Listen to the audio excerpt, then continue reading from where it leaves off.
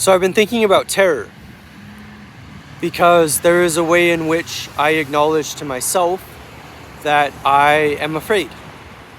I am afraid of a lot of things. I'm afraid of being controlled. I am afraid of my life falling apart. I'm afraid of being injured or dying in a brutal way. I'm afraid of images. I'm afraid of ideas. I'm afraid of stories. I'm afraid of what could happen. I'm afraid of all of the things that I don't know. And it's really interesting because fear is probably an underestimated emotion, even though it's such a common emotion that we don't seem to talk about. And what I want to express is that, yes, I feel terror. A good way to explain this, I believe, is using the analogy of having your mind split wide open to the cosmos. And the reason why you're terrified is because your mind has no filter and because it experiences everything. And it's definitely interesting to think about how that ability to split your mind wide open to the cosmos, to be able to think as freely as you can without that filter, can definitely be a very powerful gift. And it can help you organize the chaos in your life and help you be creative. But it seems to me that it can also lead to complete terror, to all of the unknown. And isn't it interesting that so much of the terror that we feel, while real, can also be partly fabricated by our imagination and by our flights of fancy, and how both are true. Where it's this very interesting idea that we experience so much fear and terror from what our mind is doing to us, but also from what the very real world is also doing to us. And I don't even like that idea in terms of saying that the mind isn't real, but in the sense that the psychological element of our terror can be just as real. And I really have to consider this deeply because I definitely don't know what to do with it. I definitely will acknowledge that this is probably the appeal that some people have to more extreme art, which is that it conveys this terror. And so that's what we're afraid of. And sometimes we like the way that that feels to be afraid. And it's such a convoluted, complicated, messy thing because there's a way in which our terror comes from society and from the world in which we find ourselves in, from the universe that is unfathomable and unknown, but also realizing that it doesn't just come from our social reality, but it also comes from within, and trying to figure out what to do with that.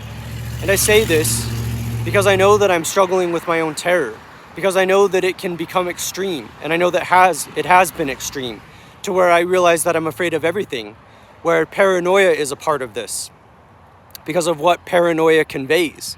Paranoia of which is the feeling that you can't trust anything, that you can't trust your surroundings, that you can't trust what's going on.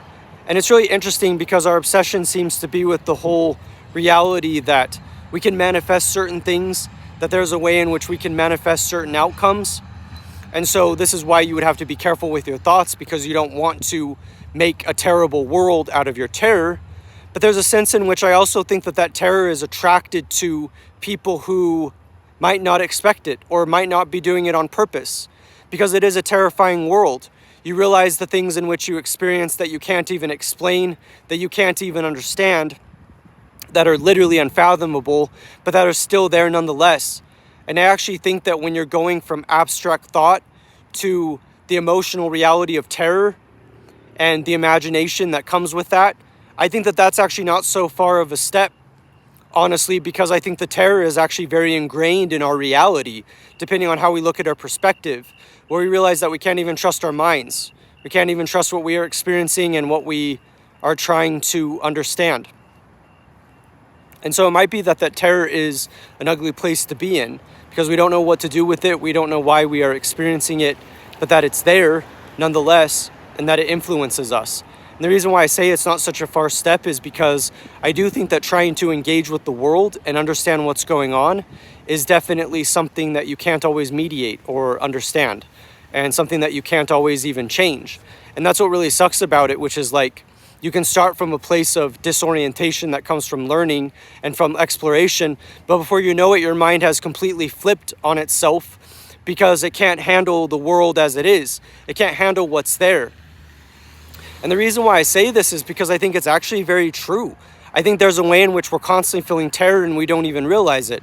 And the reason why I use the word terror and not just fear is because it is a heightened state.